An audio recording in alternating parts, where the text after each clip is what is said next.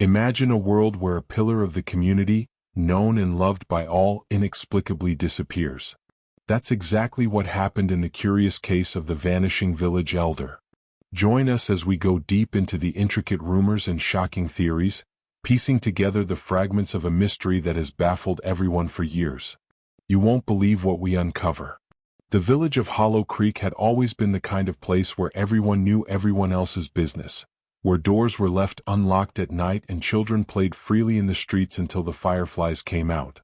Nestled in a valley between rolling hills covered in ancient oak and maple trees, it was a community frozen in time, untouched by the chaos of the modern world.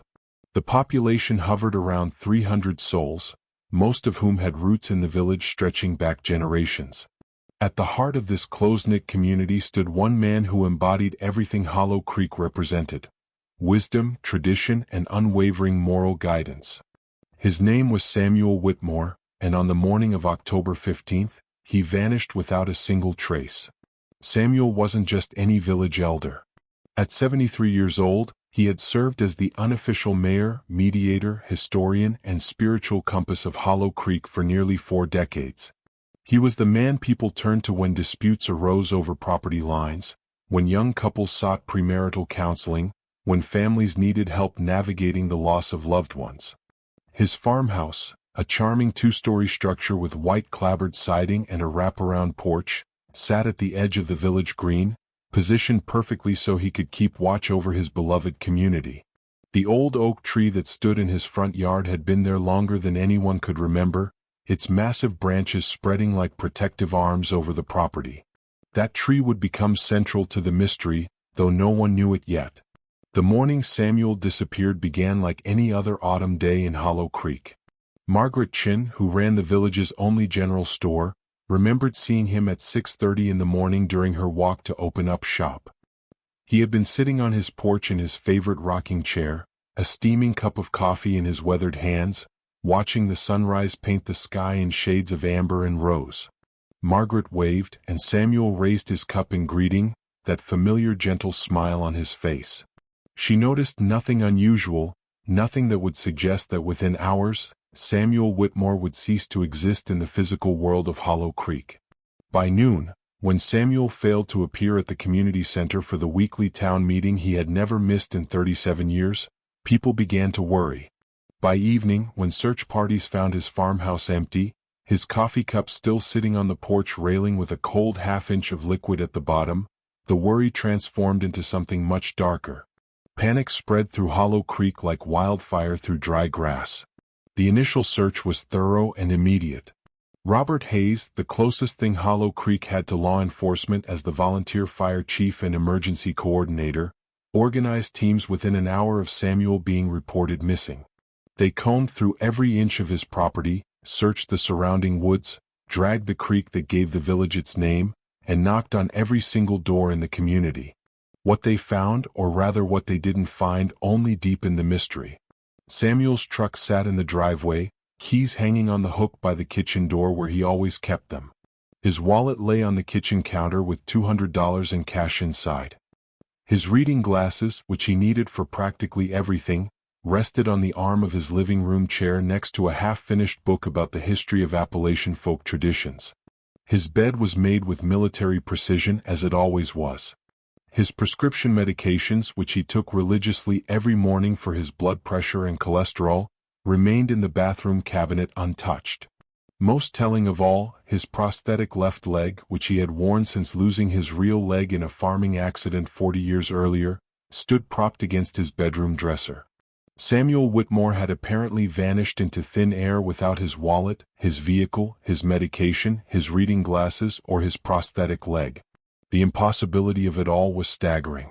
If you're finding this mystery as captivating as we are, make sure to like this video and subscribe to our channel because we're just getting started, and what comes next will absolutely blow your mind. The official investigation, such as it was, proved frustratingly fruitless. The county sheriff's department sent 2 detectives who spent 3 days in Hollow Creek, interviewing residents and examining Samuel's property. They found no signs of forced entry, no evidence of struggle, no blood, no disturbance of any kind. The detectives theorized that perhaps Samuel had suffered some kind of mental break or medical emergency that caused him to wander off in a confused state, but this theory collapsed under the weight of simple logistics.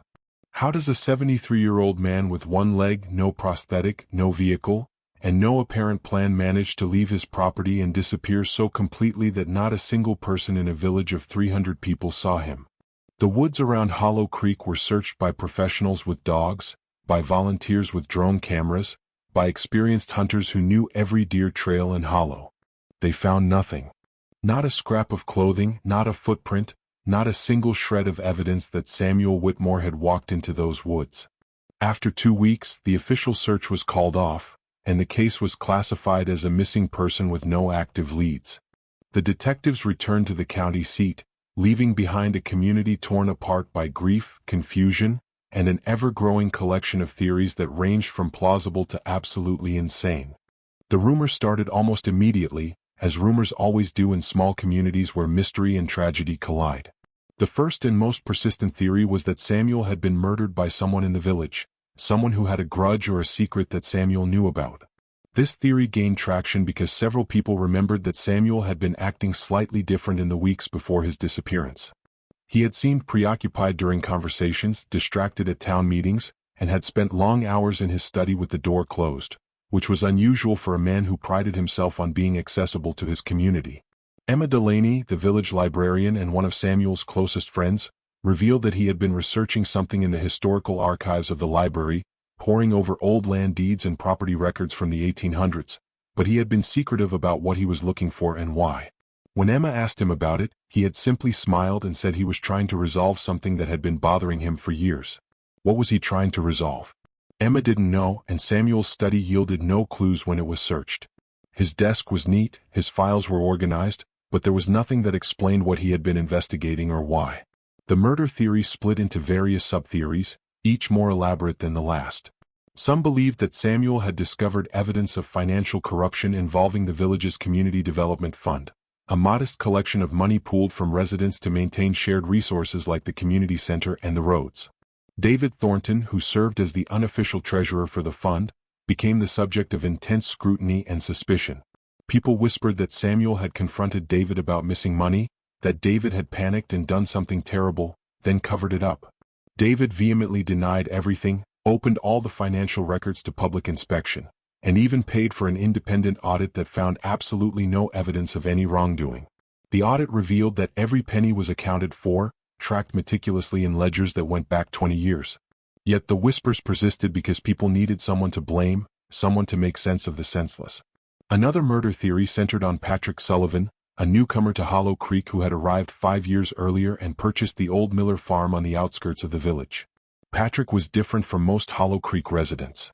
He was younger, only 42, and he came from the city with money he'd made in technology, though he was vague about the details.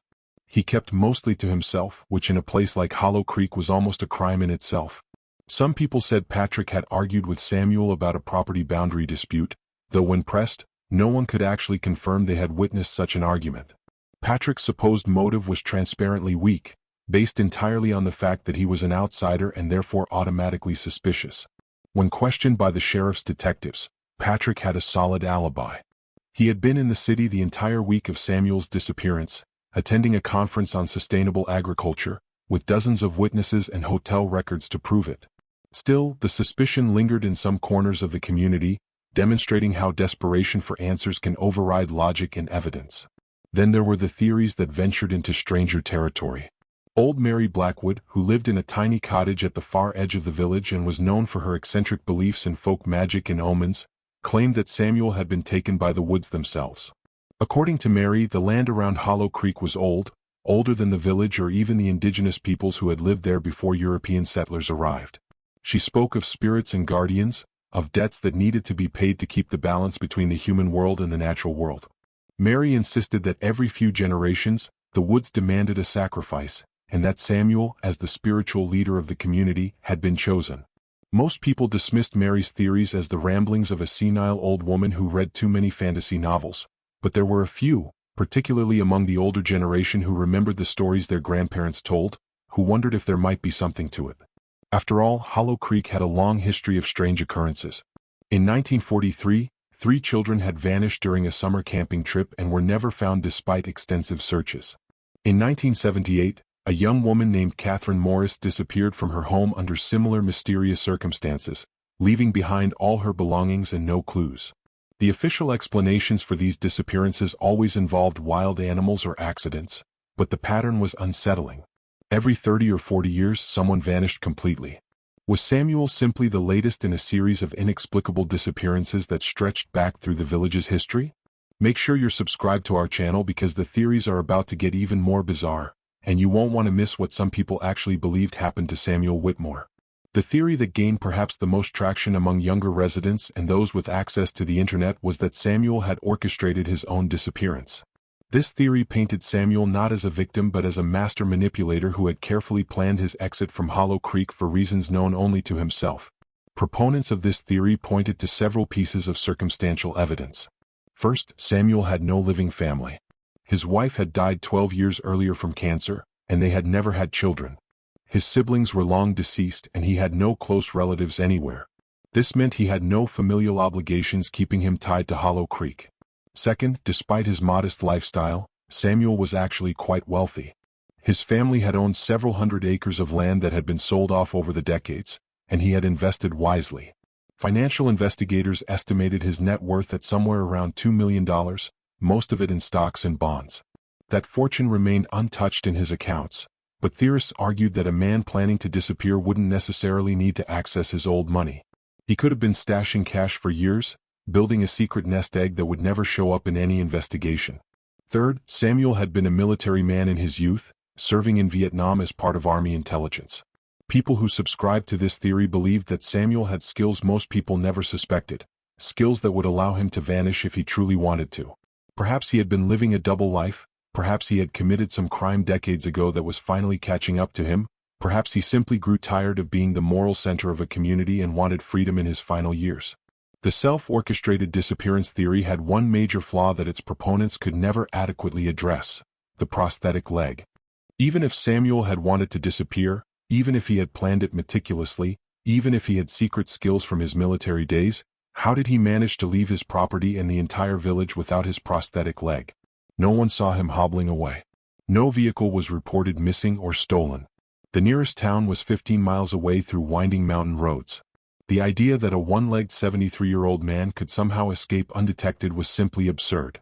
Unless, some theorists argued, he had a second prosthetic leg hidden somewhere, a spare that he used in his secret preparations for disappearance. This sub-theory required such elaborate advanced planning that it verged on paranoid fantasy, but in the absence of concrete answers, people's imaginations ran wild. As months turned into years, the mystery of Samuel Whitmore's disappearance became part of Hollow Creek's identity. The village changed in subtle but profound ways. The community meetings that Samuel had led for decades continued, but they lacked the warmth and wisdom he had brought to them. Disputes that Samuel would have mediated with patience and fairness now festered and divided neighbors. The sense of trust that had defined Hollow Creek began to erode as suspicion and accusation replaced the old bonds of community. Some families left the village entirely, unable to bear the weight of the unsolved mystery or the whispers that followed anyone who had been close to Samuel. New people moved in, attracted by cheap property prices in a village that had developed a reputation for being haunted by tragedy. These newcomers didn't understand what had been lost, couldn't grasp the magnitude of the absence Samuel had left behind. Emma Delaney, the librarian, became obsessed with solving the mystery. She spent countless hours reviewing the historical documents that Samuel had been studying before his disappearance, trying to understand what he had been searching for. What she discovered was fascinating, though its connection to Samuel's disappearance remained unclear. The land that Hollow Creek occupied had a complicated history. In the 1860s, a wealthy landowner named Jeremiah Ashford had owned nearly all of the valley. According to property records and old letters Emma found, Ashford had been involved in a bitter legal dispute with a group of tenant farmers who claimed he had cheated them out of land they had legitimately purchased. The dispute escalated, and one night in 1868, Ashford's mansion burned to the ground with him inside it. The fire was ruled accidental, but rumors persisted that the tenant farmers had taken revenge. In the aftermath, the land was divided up and sold off in pieces, eventually becoming the village of Hollow Creek. But here was the interesting part that Emma discovered. One piece of the original Ashford property, about 40 acres right in the center of what was now the village, had never been legally sold or transferred. Due to some quirk in the paperwork and the chaos following Ashford's death, that parcel existed in a kind of legal limbo. On modern surveys and tax records, it simply didn't exist. The land was there physically, but on paper it belonged to no one. Several properties in Hollow Creek, including Samuel's farmhouse, technically sat on this legally ambiguous land. Had Samuel discovered this same information? Was that what he had been researching? Emma believed so, but she couldn't understand why it mattered or what Samuel had intended to do with the knowledge. She presented her findings at a town meeting, hoping that someone might see a connection she was missing. The revelation caused a brief panic among residents who feared their property titles might be invalid, but a lawyer from the county assured everyone that decades of established residence and taxes paid gave them clear legal ownership regardless of the historical anomaly. The mystery of the land records became just another strange footnote in the larger mystery of Samuel's disappearance, a tantalizing clue that seemed to lead nowhere. Hit that like button if you're as hooked on this story as we are, because we're about to reveal the breakthrough that changed everything. The breakthrough came 3 years after Samuel vanished, and it came from an unexpected source. A graduate student named Michael Torres from the State University was doing research for his anthropology thesis on isolated rural communities and their folklore traditions. He had heard about Hollow Creek and the strange disappearance of Samuel Whitmore, and he decided to spend a summer in the village conducting interviews and collecting stories. Michael was methodical and patient, earning the trust of residents by showing genuine interest in their lives and history rather than treating them as curiosities to be studied.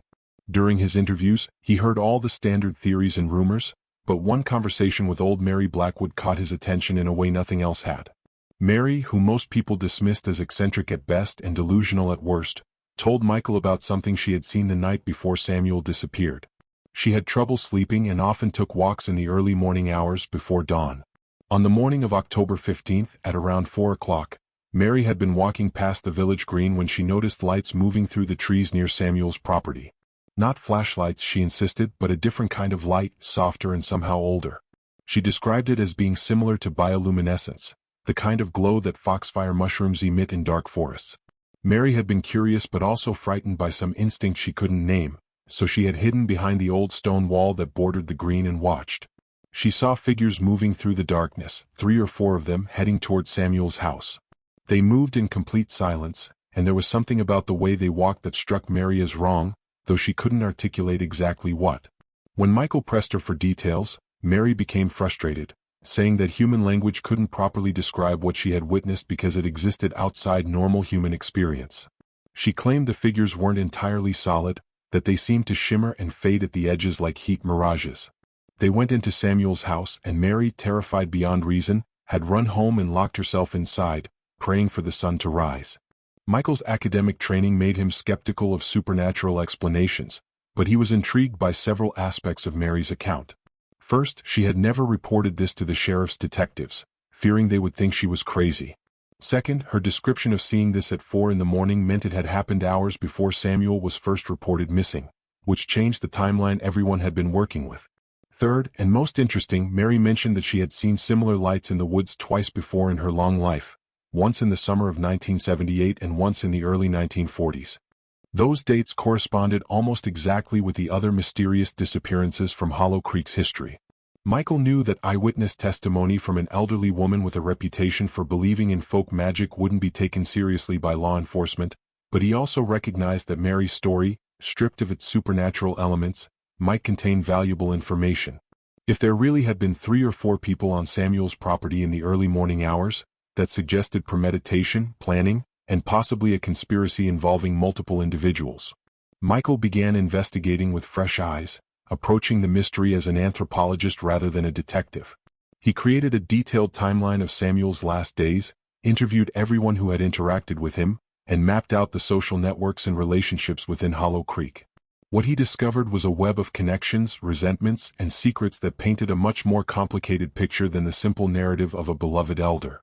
Samuel Whitmore, for all his wisdom and moral authority, had made decisions over his 4 decades of leadership that had created winners and losers. When he mediated disputes, one side won and one side lost.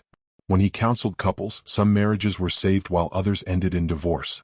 When he advised on business matters, some ventures succeeded while others failed. Over 40 years, these individual decisions accumulated, creating a complex social ledger of debts and grievances.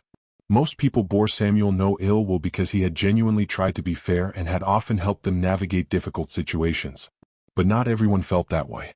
Michael identified 7 people in Hollow Creek who had serious grievances against Samuel, ranging from property disputes to personal betrayals.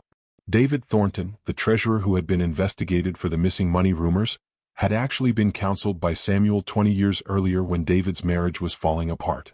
Samuel had advised David's wife to leave him, believing David was emotionally abusive.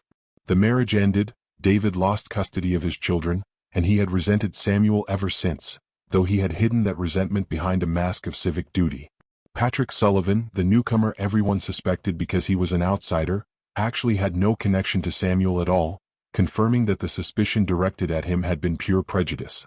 However, Jessica Monroe, who ran the village's small bed and breakfast, had been involved in a bitter property line dispute with Samuel 5 years earlier.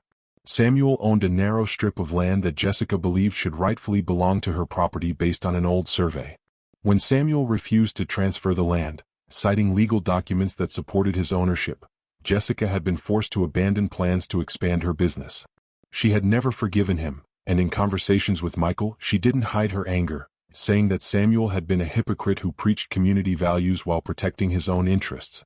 Then there was Robert Hayes, the fire chief who had organized the initial search for Samuel. Robert and Samuel had a complicated history. Robert's daughter had been engaged to a young man Samuel disapproved of, believing the man was unreliable and dishonest. Samuel had counseled Robert's daughter to break off the engagement, which she did, breaking Robert's daughter's heart in the process. The young man moved away, and Robert's daughter fell into a depression that lasted months. Robert blamed Samuel for interfering in his family's life, though he had never confronted him directly about it. Michael's research revealed that several of these people with grievances against Samuel were connected to each other through family relationships or business partnerships. David Thornton and Jessica Monroe were second cousins. Robert Hayes's wife was Jessica's business partner in the bed and breakfast. These connections formed a network of people who might have had both motive and opportunity to harm Samuel. But Michael still had no physical evidence, no smoking gun, nothing that would convince law enforcement to reopen the investigation. He needed something concrete, something that would force authorities to take another look at the case. What he found exceeded his wildest expectations.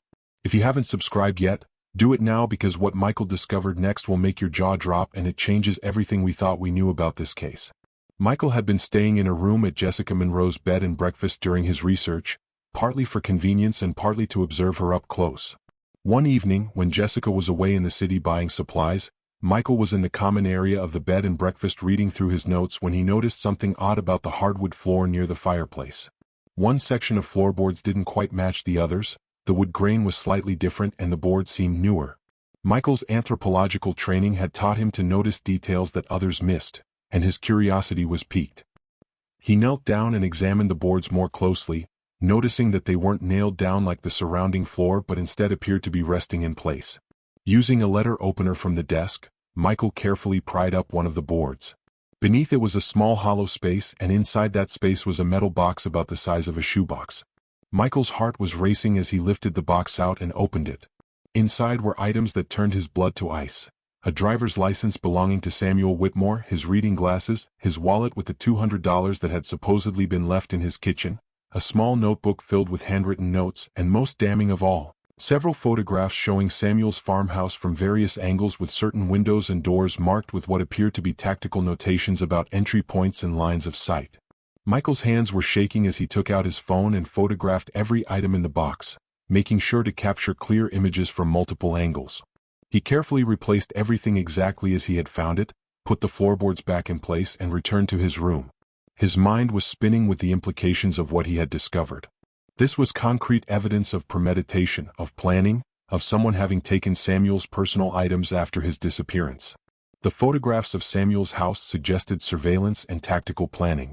The notebook, from what Michael could see in the photographs he had taken, contained what appeared to be schedules of Samuel's daily routines, notes about when he was alone, observations about his physical limitations due to his prosthetic leg. This was not the work of someone acting in the heat of passion. This was calculated, cold-blooded planning. Michael knew he needed to get this information to law enforcement immediately, but he also knew he needed to be careful. If Jessica discovered that he had found her hidden box, he could be in danger. Michael left the bed and breakfast early the next morning, telling Jessica he needed to return to the university to work on his thesis. Instead, he drove directly to the county sheriff's office and requested a meeting with the detective who had originally investigated Samuel's disappearance.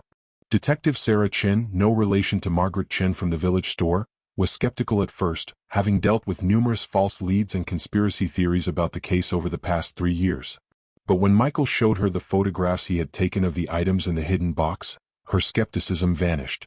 Within 2 hours, she had obtained a search warrant for Jessica Monroe's bed and breakfast. By late afternoon, with Michael serving as a witness, Detective Chen and a team of forensic investigators were lifting those floorboards and recovering the metal box. Everything Michael had photographed was there, exactly as he had described. Jessica Monroe was arrested that evening as she returned from the city, charged with murder, conspiracy to commit murder, and tampering with evidence. The arrest sent shockwaves through Hollow Creek. But Jessica didn't act alone, and over the next several weeks as Detective Chen built her case, the full scope of the conspiracy emerged. Under interrogation, Jessica eventually confessed, but not before implicating 3 other people in the plot: David Thornton, Robert Hayes, and surprisingly, Emma Delaney, the librarian who had appeared to be one of Samuel's closest friends and had spent years trying to solve the mystery of his disappearance. The betrayal cut deep into Hollow Creek's already wounded community. Emma, it turned out, had her own hidden grievance against Samuel.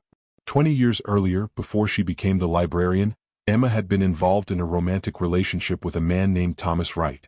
The relationship had been passionate but troubled, and Emma had confided in Samuel about it, seeking his guidance. Samuel had advised her that Thomas was not suitable for her, that he exhibited signs of narcissistic personality disorder and would ultimately make her miserable. Emma had rejected Samuel's advice, and she and Thomas had gotten engaged.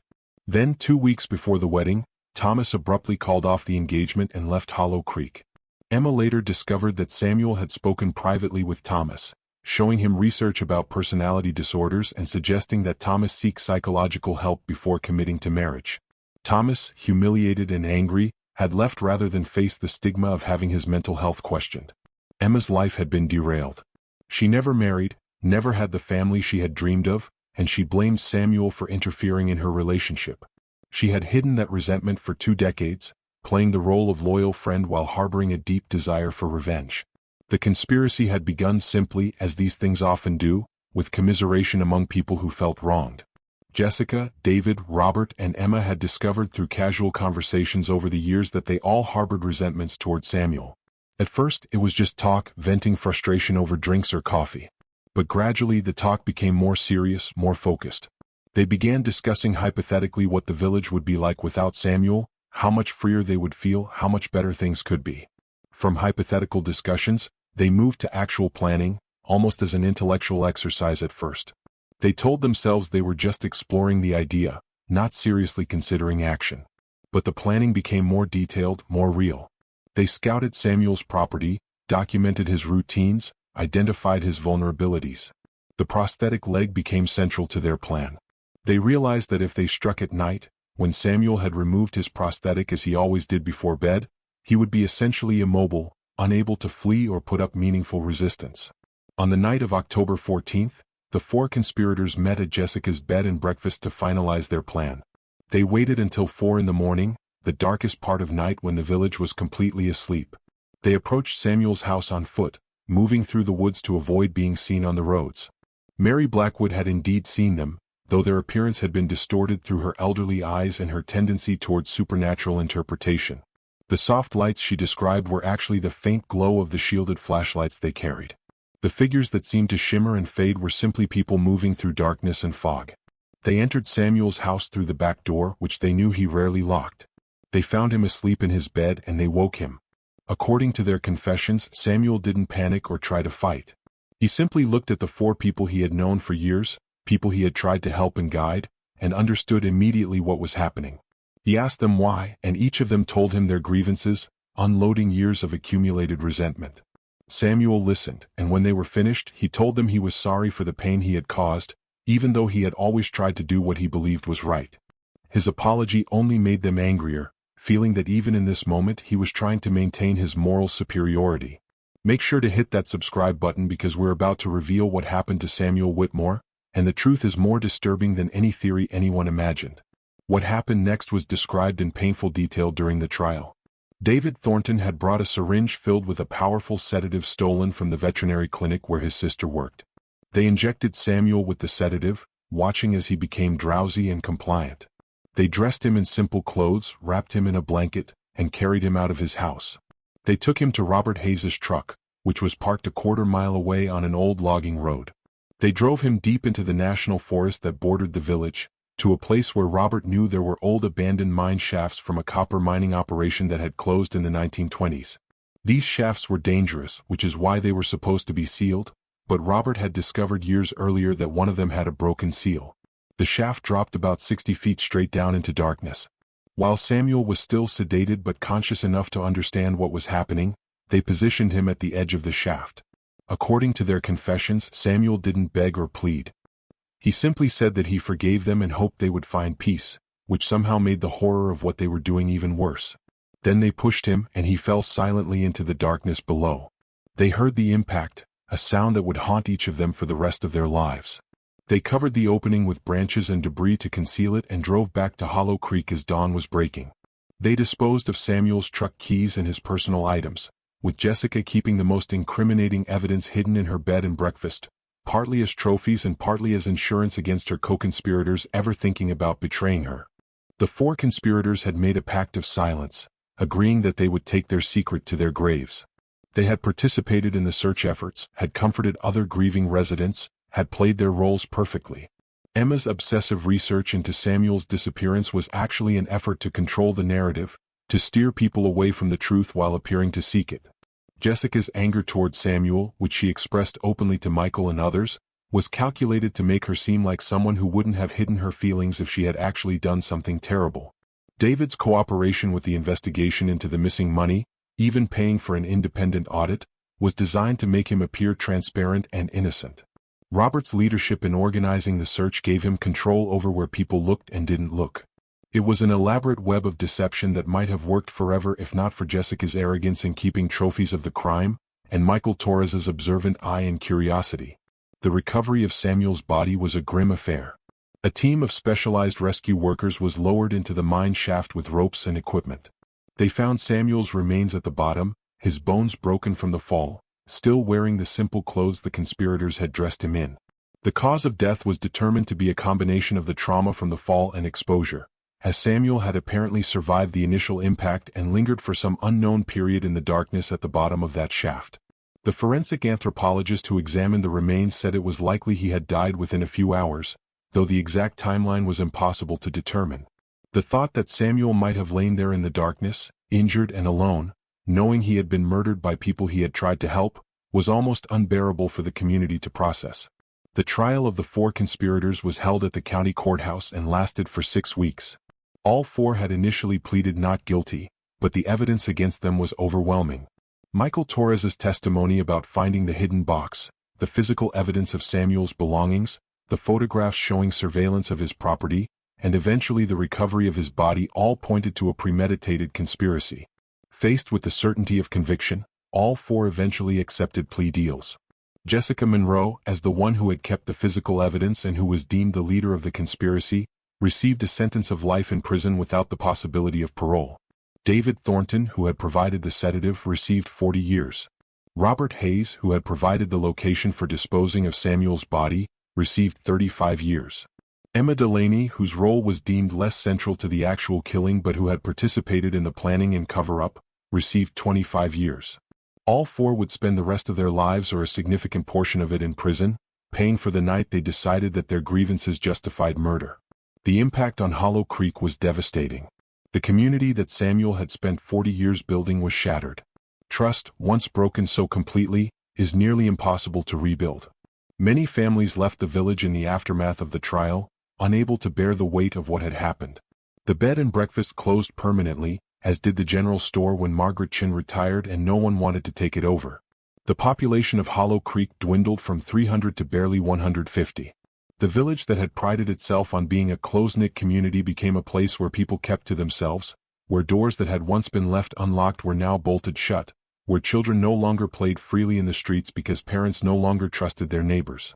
The old oak tree in Samuel's front yard died the following spring, its massive trunk splitting down the middle during a storm as if it couldn't bear the weight of what it had witnessed.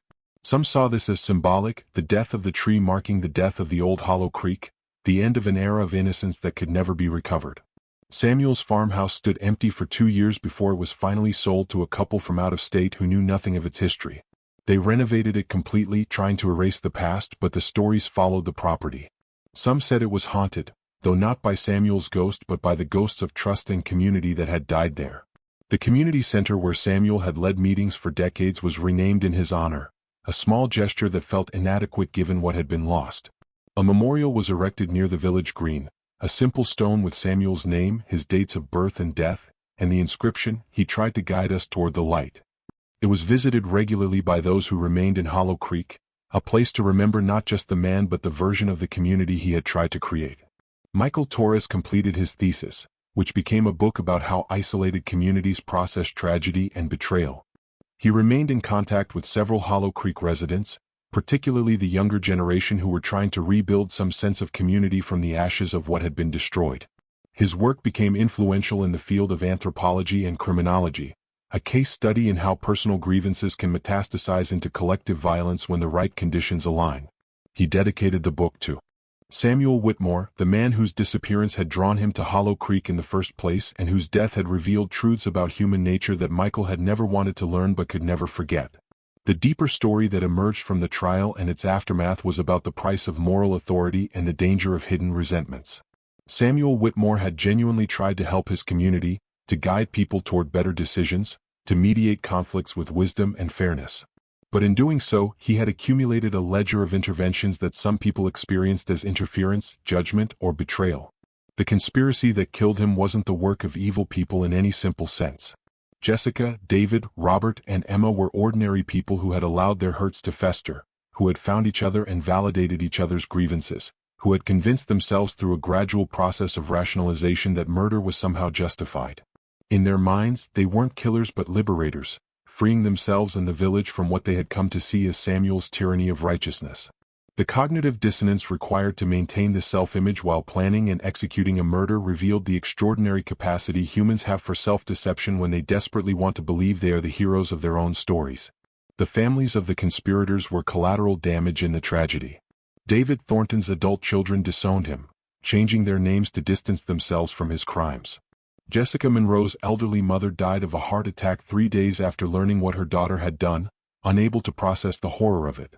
Robert Hayes's wife divorced him immediately and left Hollow Creek with their grown children, none of whom would ever speak to him again. Emma Delaney's sister, who had lived in the city and had always been close to Emma, gave a statement at the trial that was devastating in its pain and confusion, saying that she no longer knew who her sister was and wondered if she had ever truly known her at all. The ripples of Samuel's murder extended far beyond Hollow Creek, touching lives in ways that would never fully be calculated. In prison, the 4 conspirators dealt with their guilt and the consequences of their actions in different ways.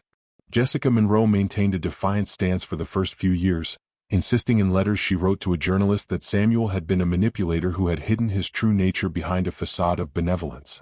She painted herself as a victim of his psychological games, refusing to acknowledge the full weight of what she had done. But eventually, as the years passed and the reality of spending the rest of her life in prison settled over her, the defiance cracked. She stopped writing letters, stopped seeking attention, and retreated into silence. David Thornton found religion in prison, becoming a model inmate who led Bible study groups and counseled other prisoners. Whether his transformation was genuine or simply a coping mechanism was debated by those who observed him, but he wrote numerous letters of apology to Samuel's distant relatives and to the people of Hollow Creek, though most went unanswered. Robert Hayes became severely depressed and spent time in the prison psychiatric unit, struggling with suicidal ideation and overwhelming guilt. He participated in a restorative justice program where he spoke to groups about how resentment and poor decisions had destroyed his life, hoping that his story might prevent others from making similar choices. Emma Delaney, whose intellectual nature couldn't reconcile with what she had done, suffered a mental breakdown in her 3rd year of incarceration. She was transferred to a secure psychiatric facility where she remained, lost in a fog of medication and regret, a brilliant mind broken by the weight of an unforgivable act. The question that haunted everyone who studied the case was whether Samuel's murder could have been prevented. If he had been less involved in people's lives, would he have accumulated fewer grievances? But then, would Hollow Creek have been the close-knit community it had been without his guidance? If the conspirators had sought therapy or counseling for their resentments instead of finding each other and validating their worst impulses, would tragedy have been averted? If someone in the community had noticed the growing connection between these four people, the subtle signs that something dark was developing, could intervention have saved Samuel's life? These questions had no satisfying answers, only the painful acknowledgement that prevention requires vigilance, communication, and a community culture where people feel safe expressing grievances through healthy channels rather than letting them fester into something toxic. In the years following the trial, several academic studies were conducted on the Hollow Creek case, examining it from psychological, sociological, and criminological perspectives. Researchers noted that the conspiracy demonstrated a phenomenon called echo chamber radicalization, where a small group of people with similar grievances reinforce each other's negative perceptions until extreme action seems reasonable or even necessary. The gradual escalation from venting frustration to planning murder followed a pattern seen in other cases of group violence, where each step seems small and justifiable in isolation but collectively leads to an outcome that none of the individuals might have reached on their own. The fact that all four conspirators were educated, middle-class people with no history of violence challenged assumptions about who is capable of murder. They weren't monsters from birth but ordinary people who made a series of increasingly terrible choices, each choice making the next one easier until they had crossed a line they could never uncross. Hollow Creek struggled to rebuild its identity in the aftermath of the tragedy. The younger generation, those who had grown up knowing Samuel but weren't burdened by the complex history of grievances that had led to his death, took on leadership roles in the community. They organized new traditions, created new institutions, and tried to forge a path forward that honored Samuel's memory without being paralyzed by the circumstances of his death. A new community center director, a woman named Claire Martinez who had moved to Hollow Creek 5 years before Samuel's disappearance and had no connection to the old conflicts, worked tirelessly to create spaces where people could come together, rebuild trust, and process collective trauma. She organized grief counseling sessions, community dialogues about forgiveness and justice, and programs designed to help people express conflict in healthy ways. It was slow, difficult work, and there were setbacks and failures, but gradually, incrementally, something resembling community began to re-emerge in Hollow Creek. If you followed this incredible and tragic story all the way to the end, show your support by liking this video and subscribing to our channel for more deep dives into mysteries that challenge everything we think we know about human nature and community. The legacy of Samuel Whitmore became complicated in ways it never would have been if he had simply died of natural causes.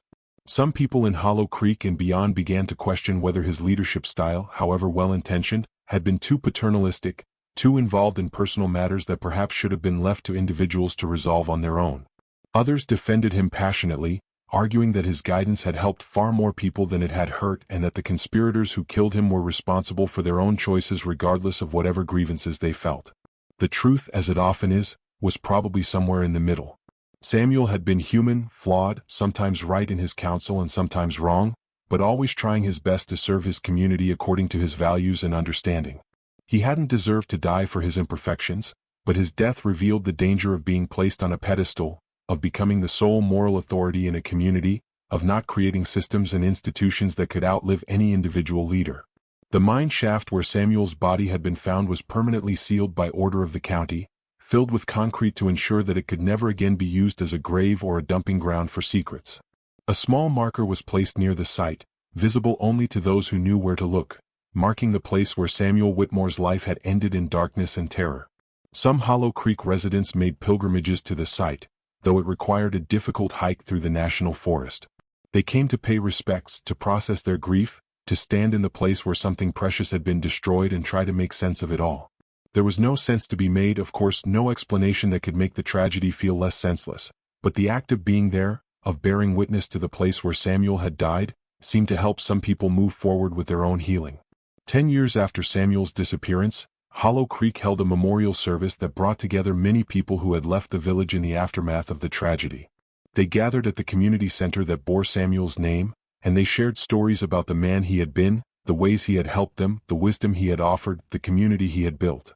They also acknowledged, with difficult honesty, the ways in which the structure he had created, where so much moral authority was concentrated in one person, had contained the seeds of its own destruction.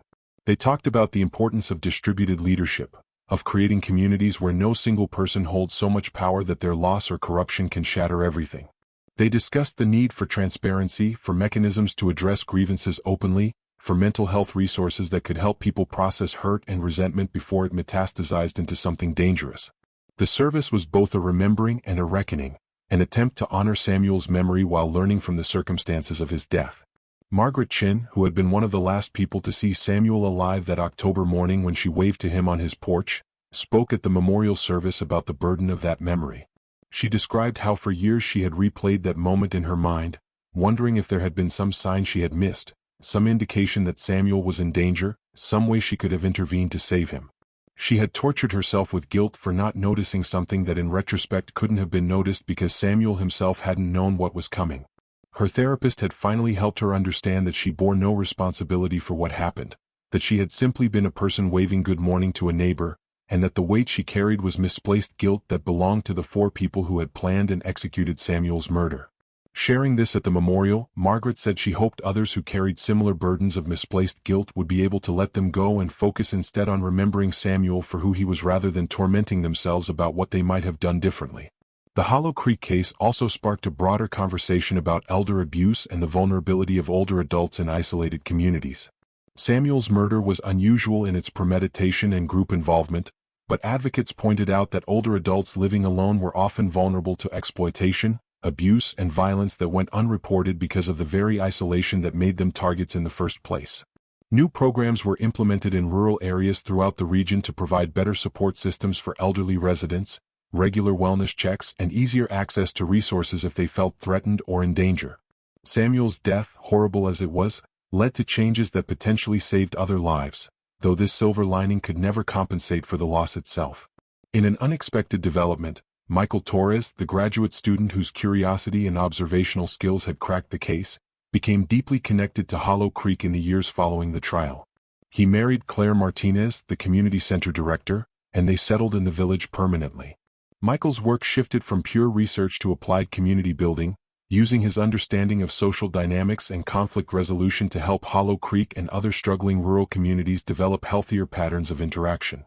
His insider-outsider status, someone who had discovered the truth about Samuel's murder but hadn't been part of the old community structure, allowed him to serve as a bridge between the traumatized past and the hopeful future that Hollow Creek was trying to build.